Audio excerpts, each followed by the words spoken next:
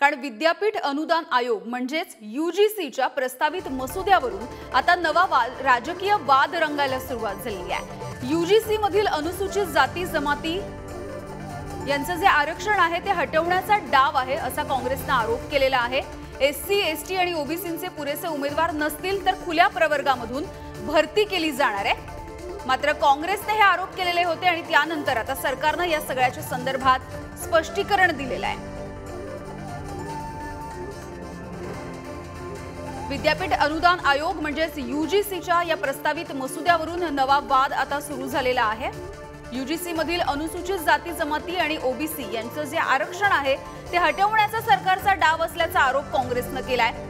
तर उच्च शिक्षण संस्थांमध्ये अनुसूचित जाती जमाती आणि OBCचे पुरेसे उमेदवार नसतील तरच खुल्या प्रवर्गामधून उमेदवार भरता येतील असं खरं तर सरकारने सांगितलेलं होतं। मात्र हा जो प्रस्तावित मसुदा होता त्यावरून आता काँग्रेसने हल्लाबोल करायला सुरुवात केलेली आहे। आणि या सगळ्याविषयी बोलूयात। वंचितचे प्रवक्ते राजेंद्र पाटोडे आपल्यासोबत जोडले गेलेले आहेत। राजेंद्रजी, अशा पद्धतीचा हा जो मसुदा तयार करण्यात आलेला होता त्याच्यावरून आता एक राजकीय वाद रंगायला सुरुवात झालेली आहे। कारण म्हणजे सरकारने जरी स्पष्टीकरण दिलेलं असलं तरी सुद्धा आरक्षण हटवण्याचा डाव आहे सरकारचा असा आरोप काँग्रेस करताना दिसते आहे। त्या मुळात ज्या संविधानिक तरतुदी आहेत त्या अनुसूचित जाती जमाती आणि OBCच्या संदर्भातल्या त्याला चातुर्वर्ण्य व्यवस्था लावण्याच्या संदर्भातला हा निर्णय आहे असं आम्ही मानतो। मुळात या वर्गांनी शिकूच नये आणि शिकले असतील तरी त्यांना नोकऱ्या मिळू नयेत। जे काही सुरू आहे त्याचं हे अघोषित अजेंडा जो आहे तो संघाच्या प्रणीत असलेल्या UGCने राबवायला सुरुवात केलेला आहे। खरं तर या संदर्भात यापूर्वी अनेक न्यायालयांचे निर्णय आहेत की ती जागा जरी रिक्त राहत असली तरी ती अशा पद्धतीने खुल्या प्रवर्गातून भरली जाऊ शकत नाही। आणि मात्र हे न्यायालयीन निवाडे जे आहेत त्याला दुर्लक्षित करून अनुसूचित जाती जमाती आणि OBCचे अधिकार जे आहेत ते संविधानिक अधिकार आहेत ते काढून घेण्याचा हा भाजपचा संघप्रणीत अजेंडा आहे असं आम्ही मानतो। बरं राजेंद्रजी, खरं तर उच्च शिक्षण संस्थांमध्ये ज्या अनुसूचित जाती जमाती आणि जे काही OBC आहेत पुरेसे त्यांचे जर उमेदवार नसतील तर त्याच वेळेला आम्ही खुल्या प्रवर्गामधून इतर उमेदवार जे आहेत ते भरू असं स्पष्टीकरण आता सरकार देताना दिसतंय। या सगळ्यानंतर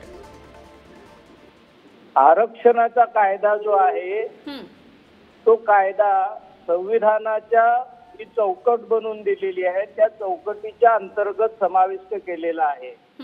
त्यामुळे जी मूलभूत चौकट आहे संविधानाची ती कुणालाही ओलांडता येत नाही, ती मोडून काढता येत नाही। आणि त्यामुळे UGC ही काही संविधानिक तरतुदीच्या वर नाही आणि त्यामुळे संविधानाच्या अंतर्गत जे अधिकार बहाल केलेले आहेत ते अधिकार अशा सबबी सांगून कुणालाही काढून घेता येणार नाही। त्यामुळे अशा पद्धतीचे निर्णय घेताना त्याला गुंडच नावं द्यायची की अनुसूचित जाती जमातीचे उमेदवार मिळत नाही, OBCचे उमेदवार मिळत नाही। तर सरकारने ही संविधानिक व्यवस्था जी आहे ती मोडून काढण्यासाठी केलेला तो डाव आहे। असं कुठेच होत नाही की ते जी पात्रता आवश्यक आहे त्या पात्रतेचे उमेदवार मिळत नाही। UGCने तो आकडा जाहीर करावा की त्यांनी आजवर काढलेल्या ज्या जाहिराती आहेत त्या जाहिरातीमध्ये अनुसूचित जाती जमाती किंवा OBCचे रिक्त जागा किती आहेत की जिथे त्यांना पात्र उमेदवार मिळत नाही अशी कुठलीही आकडेवारी सांगायची नाही। आणि मग जाणीवपूर्वक उमेदवार मिळत नाही या सबबी खाली अनुसूचित जाती जमाती आणि OBCचे संविधानिक अधिकार काढून टाकायचे हे जे काही सुरू आहे ते या देशातली घटना बदलवण्याच्या संदर्भात सुरू असलेलं जे काही भाजपचं षडयंत्र आहे त्याचा एक भाग आहे। अगदी राजेंद्रजी, आता हा जो मसुदा आहे ज्याच्यावरून वाद निर्माण होतोय हा मसुदा रद्द करण्याची मागणी केली जाते। तुमची नेमकी काय मागणी असेल? मसुदा असंवैधानिक आहे, बेकायदेशीर आहे, त्यामुळे तो अशा पद्धतीचे मसुदे लागू केले जाऊ शकत नाही। आणि मी ज्याचा संदर्भ दिला त्या संदर्भात अनेक न्यायनिवाडे यापूर्वीच अनुसूचित जाती जमातीच्या किंवा आरक्षित जागांच्या संदर्भात न्यायालयांनी दिलेले आहेत। त्यामुळे असा मसुदा काढणे हे असंवैधानिक आहे, बेकायदा आहे तो रद्द झाला पाहिजे. तो केला जाणार नसेल तर वंचित बहुजन आघाडी त्याच्या विरोधातला जो रस्त्यावरचा लढा आहे तो उभा करेल आणि प्रसंगी आम्ही न्यायालयात जाऊ. बरं, धन्यवाद राजेंद्रजी, तुम्ही प्रतिक्रिया दिलीत तुमची यासाठी.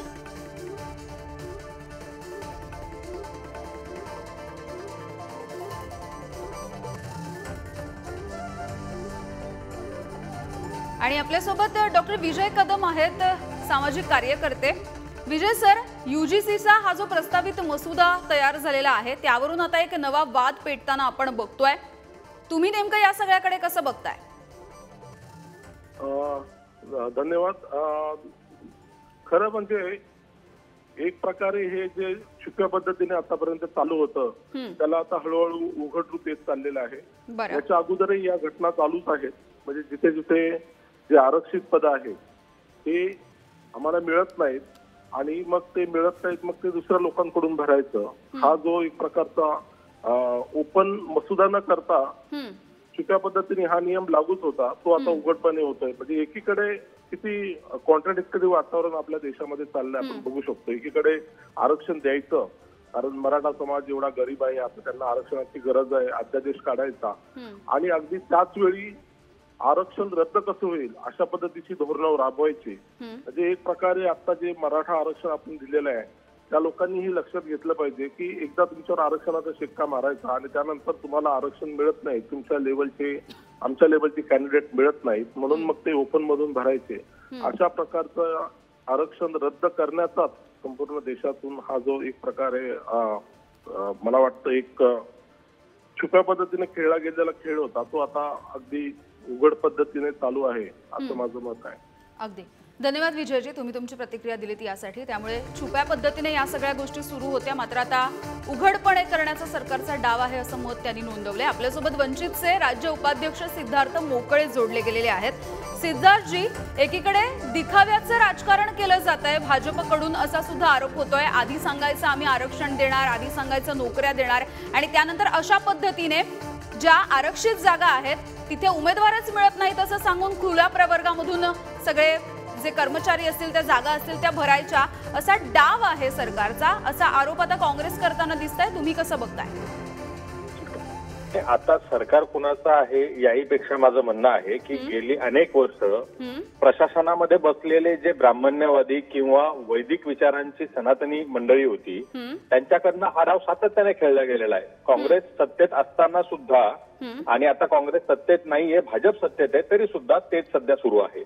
यापूर्वी सुद्धा 3 वेळा जाहिरात काढून लायक उमेदवार मिळाला नाही असा शेरा मारून ती जागा जी आरक्षित होती तिला ओपन कॅटेगरी बनायचं ही पूर्वीची प्रॅक्टिस होती. 3 जाहिराती काढून करायच्या. आता यांनी सरळ सरळ दिलेलं की एका जाहिरातीमध्ये तुम्ही लायक उमेदवार मिळत नाही हे दाखवा आणि भरून टाका. आपण जर बघितलं तर ही मानसिकता इथल्या प्रशासनाची आहे, ही मानसिकता इथल्या सर्वपक्षीय सवर्ण राजकारण्यांची आहे. त्यामुळं आरक्षित प्रवर्गातील कुठल्याही बहुजनाला सत्तेचा वाटा मिळू नये किंवा कुठलंही प्रशासकीय पद मिळू नये यासाठीचा हा सगळा आटापिटा आहे. सत्तेत बसलेले असतील किंवा विरोधातले असतील यांना मुळात बहुजनांना इथल्या व्यवस्थेत शिरकाव करू द्यायचा आहे का हा सगळ्यात महत्वाचा प्रश्न आहे मानसिकतेचा. त्यामुळे आता भाजप सत्तेत आहे, काँग्रेस विरोधी वाकावर आहे, तर काँग्रेस सारख्या पक्षांनी या ठिकाणी आता भूमिका घेतली पाहिजे आणि हा सगळा जो काही त्यांनी आरक्षण मोडीत काढण्याचा डाव मांडलेला आहे तो हाणून पाडला पाहिजे. धन्यवाद सिद्धार्थ सर, तुम्ही तुमची प्रतिक्रिया नोंदवलीत यासाठी. आपल्यासोबत राजू वाघमारे सर सुद्धा जोडले गेलेले आहेत. वाघमारेजी, एकीकडे यूजीसीचा प्रस्तावित जो मसुदा आहे तो पुन्हा एकदा समोर येतोय आणि यावरून आता आरोप प्रत्यारोप सुरू झालेले आहेत, राजकीय वाद सुरू आहे. काँग्रेसने या सगळ्या मसुद्याला विरोध केलेला आहे. नक्कीच काँग्रेसचा या संपूर्ण घटनेला नक्कीच विरोध आहे. कारण काँग्रेस नेहमी आरक्षणाच्या बाजूने राहिलेली आहे. संविधानामधलं आरक्षण जर या देशामध्ये टिकवण्याचा प्रयत्न कोणी केला असेल तर तो काँग्रेसने केलेला आहे.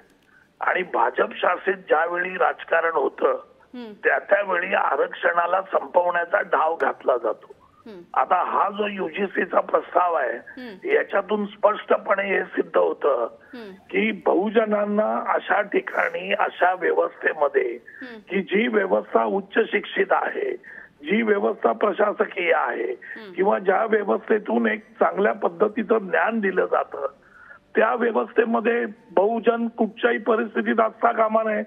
मग तो SC ST OBC असला तरी त्याच्यातला एकही जण असता कामा नये. ही मानसिकता काय दर्शवते? कारण भाजपला कधीच आरक्षण मान्य नव्हतं. आता त्यांनी त्यांची नखं दाखवायला सुरुवात केलेली आहे. त्याच्यामुळे काँग्रेसचा या गोष्टीला संपूर्णपणे विरोध आहे आणि काँग्रेस यासाठी रस्त्यावर उतरून लढाई द्यायला सज्ज आहे. कारण आम्हाला कोणत्याही परिस्थितीत हे मान्य नाही. बघा, यांनी एका बाजूला MPhilच्या PhDच्या पोस्ट रिझर्वेशनच्या कमी केल्या. का? तर म्हणे कॅन्डिडेट मिळत नाही. म्हणजे एका बाजूला तिकडे कॅन्डिडेट घ्यायचे नाहीत आणि नंतर बोंबाबोंब करायची की या पोस्टला आवश्यक असणारे लोक मिळत नाहीत. दुसऱ्या बाजूला एकापेक्षा जास्त ऍडव्हर्टाइजमेंट दिल्या पाहिजेत. त्याच्यासाठी पूर्ण मार्ग काढला पाहिजे. ते सोडलंय. आताच्या पॉलिसीमध्ये काय आहे की फक्त युनिव्हर्सिटी कळवू शकते की कॅन्डिडेट सुटेबल नाही. आता कॅन्डिडेट सुटेबल नाही म्हणलं की झालं. म्हणजे मग त्या कॅन्डिडेटचं क्वालिफिकेशन जरी असेल तरी युनिव्हर्सिटी म्हणणार कॅन्डिडेट सुटेबल नाही आणि लगेच बदला, ती काढा, ती पोस्ट काढा आणि ती ओपन कॅटेगरीला करा. हे संपूर्णपणे चुकीचं आहे. जर तुम्ही बघाल की PhDच्या पोस्ट ज्या युनिव्हर्सिटीमध्ये दिल्या जातात, ज्या प्रायव्हेट कॉलेजेसमध्ये दिल्या जातात, त्या PhDच्या पोस्टला पण जर तुम्ही बहुजन असाल तर तुमची निवड होत नाही. त्या पोस्ट खाली ठेवल्या जातात. कारण त्या पोस्ट भरल्या आणि जर बहुजन PhD झाला तर त्याला तुम्हाला वरची हायर एज्युकेशन मध्ये नोकरी द्यावी लागेल. त्याच्यामुळे हा संपूर्णपणे या भाजपच्या जातीयवादी आणि धर्मांध शक्तीचा डाव आहे आणि त्यांनी सिस्टमॅटिकली या गोष्टी सुरू केलेल्या आहेत. म्हणजे खालचे प्रवेश बंद करायचे, खालच्या PhD MPhilच्या पोस्ट कमी करायच्या, वरती कॅन्डिडेट त्याच्यातून तयारच होणार नाही आणि मग सांगायचं आहोत कॅन्डिडेट नाहीत म्हणून आम्ही पोस्ट डिरिझर्वेशन करतो. त्याच्यामुळे हळूहळू आरक्षण संपवण्याचा हा जो प्रयत्न आहे याचा काँग्रेस पक्ष स्पष्ट शब्दात निषेध करतोय आणि आम्ही यासाठी रस्त्यावर उतरून लढा देणार आहोत.